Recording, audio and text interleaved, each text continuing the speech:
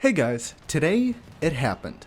Today we finally received the long-awaited Scarif community transmission we've been waiting for since last month, and I've gotta say it's very emotional as this will be the last content update to the game. Yes, you heard that right.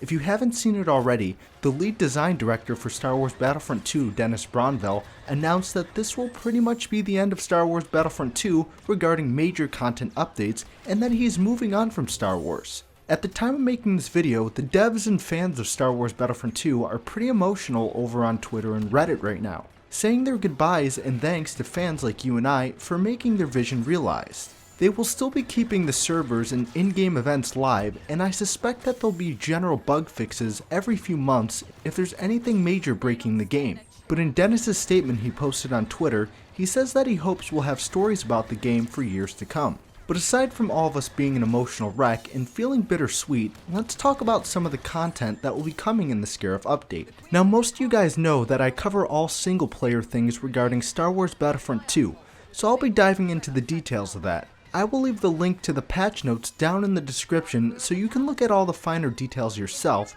but I'll give a brief summary of the other content that will be coming to the game that isn't single player before diving into it. For starters, the update will be coming tomorrow.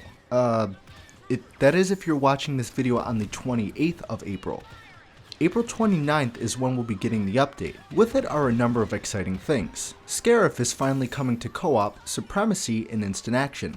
Wayfinder Rebel skins and Shore Trooper Empire skins will be selectable skins in the Age of Rebellion maps, meaning you can be a Shore Trooper on the Death Star if you so choose. The Age of Rebellion will finally be in Supremacy and Instant Action. It will be playable on all vanilla maps except Endor, so you'll be able to experience the Age of Rebellion in Supremacy and Instant Action on Scarif, Hoth, Tatooine, Yavin 4, and Death Star 2. However, a few select locations will have the option to use Starfighters. I'm guessing that only the Age of Rebellion maps will have Starfighters to make up for the lack of capital ships in the Age of Rebellion Supremacy Mode, so I doubt we'll see them in other eras as it's kinda like a trade-off. Next, we'll be getting skins from Maul, Rey, Kylo Ren, and Palpatine. Rey will have her new lightsaber from Rise of Skywalker, and Palpatine will have his new appearance from the Rise of Skywalker as well. Maul will have his Rebels appearance, and Kylo Ren will be getting a hooded appearance. And finally, Crate will be coming to Heroes vs Villains in Hero Showdown. There's a lot more details about hero changes and fixes, along with many miscellaneous updates, but I want to dive into the offline section of things right now. So with this update comes a brand new game mode for Instant Action called Instant Action Missions. As we've talked about before and wishlisted, it's essentially offline co-op. The community transmission says that all co-op maps will be available offline, and I'm sure these include the new Resistance Capital ship maps that are coming to co-op tomorrow as well. Essentially, you'll be able to play any and every co-op map and scenario offline and single player. This includes all eras and all factions. So those who are sad about Starkiller Base not being playable in Instant Action, or unhappy about Endor being left out of Supremacy in Instant Action, you'll be able to experience them in Instant Action missions.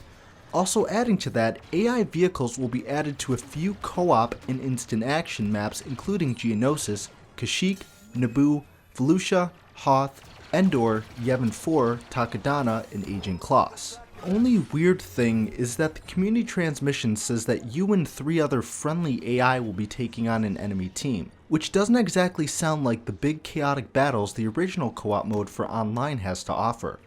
I'm hoping there are more AI on your team, as I played Instant Action Missions mode when it was in the files of the game last month, and it would be a huge disappointment if it's just you and 3 other AI taking on an entire enemy team. While I understand some changes having to be made to the game mode to cater to playing by yourself offline, I'm really hoping it's 2 large teams of AI fighting against each other. Instant Action supports 14 vs 14 on consoles, so I hope there's a toggle to adjust the AI teams like in Instant Action and Arcade mode.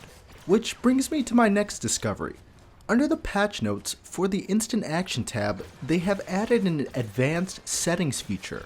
It should be noted that it's for both Supremacy and Missions. So, I'm guessing this will give us a variety of options for both game modes. Similar to what we have in Instant Action currently, where you can adjust the team size and set friendly and enemy hero AI on and off. I'm really hoping there's a cross-era hero toggle for this, as I would love to fight an AI Darth Vader as Luke on the First Order Star Destroyer, along with a handful of other cool scenarios.